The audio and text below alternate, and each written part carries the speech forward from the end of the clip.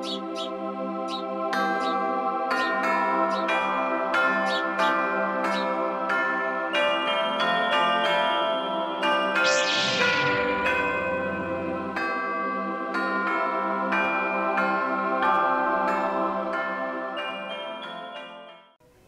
समावर्तन जब हो जाता था तब बच्चे का विवाह संस्कार, बहुत धूमधाम से विवाह संस्कार होता है। और विवाह संस्कार का तो इतना विस्तार से वर्णन किया है मनु ने, और आज तक वही सारी जो मनु ने लिखी थी वही सारी क्रियाएं विवाह संस्कार में होती हैं। इसको विस्तार से तो हम वर्णन करें तो कई घंटे लग जाएंगे, क्योंकि पंडित करते हैं।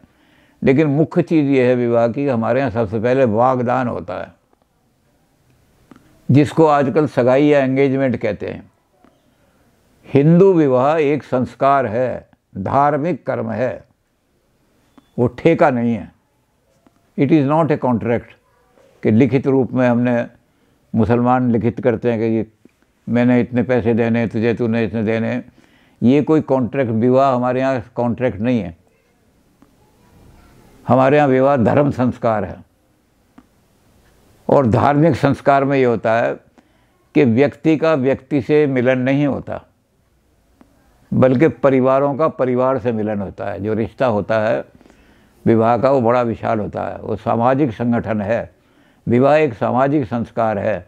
जब आप सामाजिक प्राणी बन गए, आपको यज्ञोपवीत डाल के आपके कंधे पे 3 ऋण दे दिए कि ये 3 ऋण तूने उतारने हैं, नहीं तो तू जन्म जन्मांतर तक बार बार जन्म लेता रहेगा। जिसका कर्जा तूने लिया है वो तुझे पकड़ पकड़ के ले आएगा, मेरा कर्जा चुका। और यहाँ आकर के बार बार तुम्हें जन्म लेने पड़ेंगे, कभी कुत्ते की योनि में जन्म लोगे, कभी बिल्ली की, कि इसका कर्जा चुकाना है। तो इसलिए जो बच्चा है विवाह के अंदर, उसको बड़े संस्कार। तो हमारे यहाँ जब ये धार्मिक संस्कार माना जाता है तो वागदान केवल वचन से ही, आजकल तो अंगूठी वो आ गई है, रिंग सेरेमनी और ये वो सारा।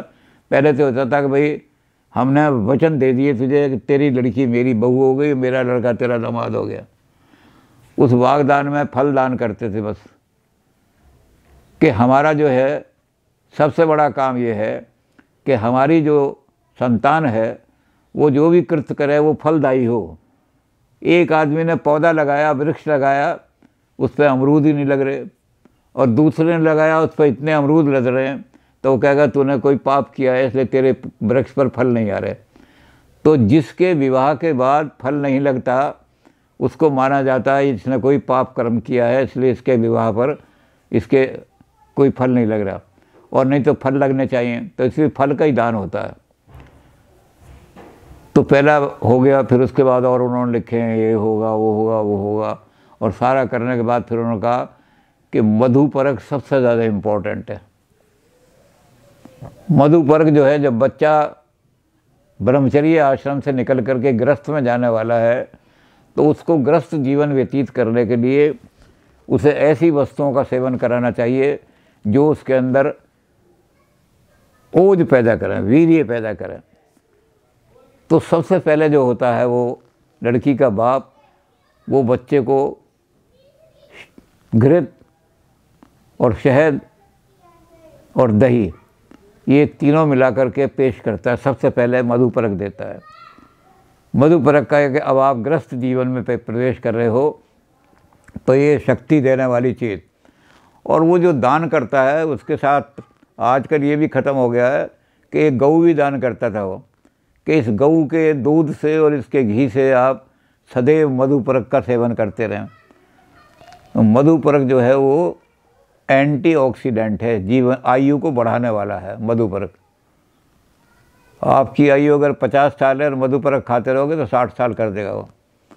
तो मधुपरक का दान सबसे पहला होता है। फिर उसके बाद और बहुत सारी रस्में होती हैं, शाखा उच्चार होता है, अपने अपने गोत्र का वर्णन होता है, उसके बाद सारा हो जाता है। उसके बाद ग्रंथि बंधन हो जाता है। शाखा उच्चार के बाद कन्या के पाणी ग्रहण, ये संस्कार भी बहुत इम्पोर्टेंट है विवाह में। लड़का लड़की के हाथ को पकड़ करके कहता है कि आओ हम मिल करके उत्तम प्रजाओं से संसार को भरेंगे।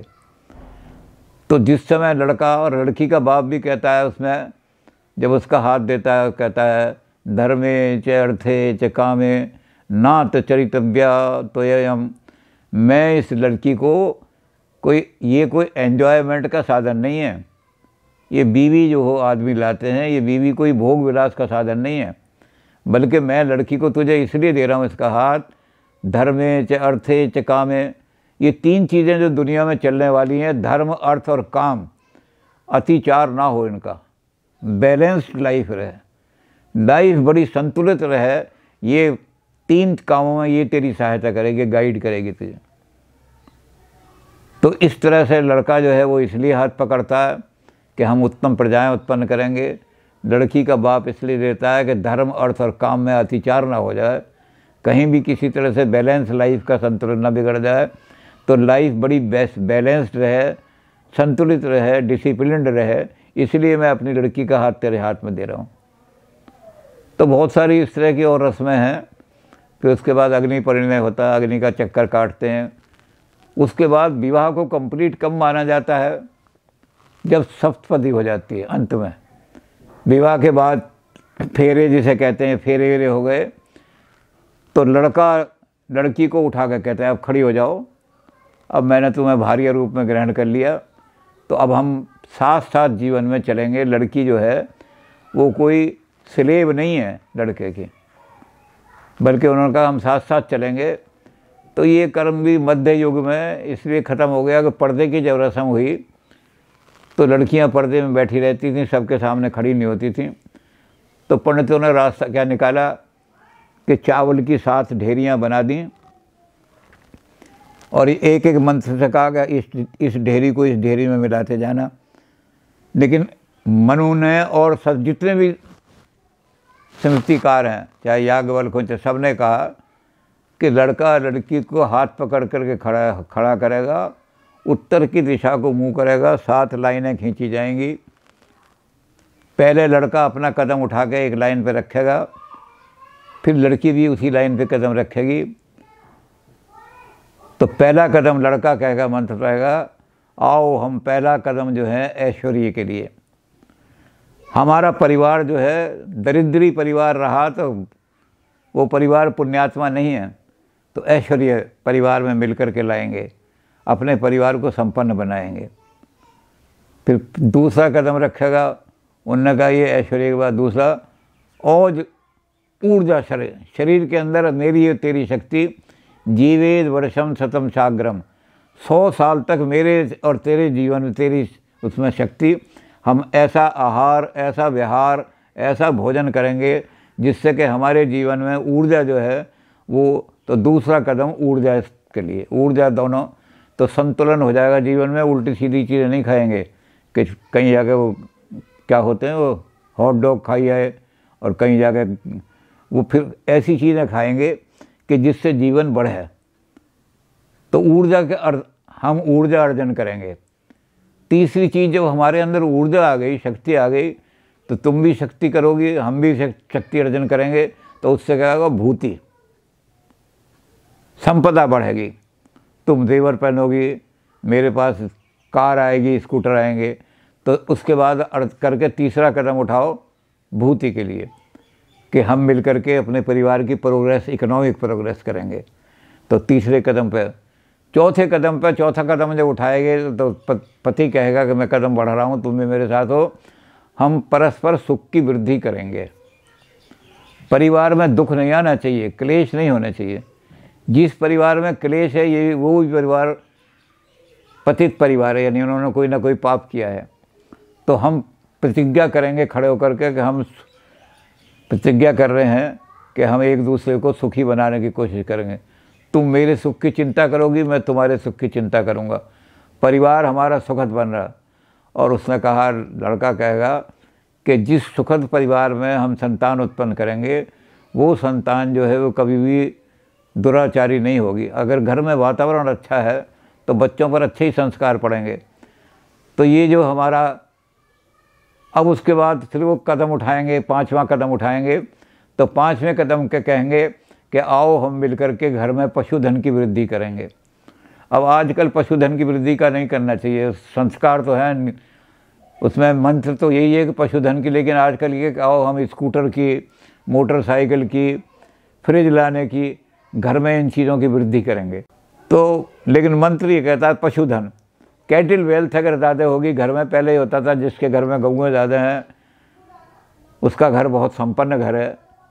तो ये हमारा अगला होगा ये पशुधन का, कि आओ हम पशुधन की वृद्धि अपने घर में करेंगे।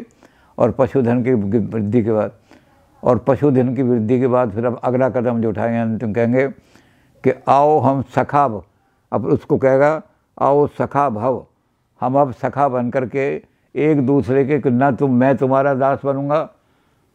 पत्नी ये नहीं कहेगी हे मेरे चरण दास और नीचे कहेगी आपके प्राणों की प्यासी, पत्नी ये नहीं लिखेगी, बल्कि वो कहेगी सखा, तुम मेरे फ्रेंड हो मैं तुम्हारा फ्रेंड हो। तो जैसे ही 7वां कदम उठाएंगे तब माना जाएगा कि नाउ विवाह कंप्लीट हो गया, ये फाइनल एकम्प्लिशमेंट है शादी की। तो ऐसे बहुत सारे संस्कार लिखे हैं उन्होंने, सबको डिटेल में नहीं कर सकते। तो इस तरह विवाह का सबसे बड़ा संस्कार है।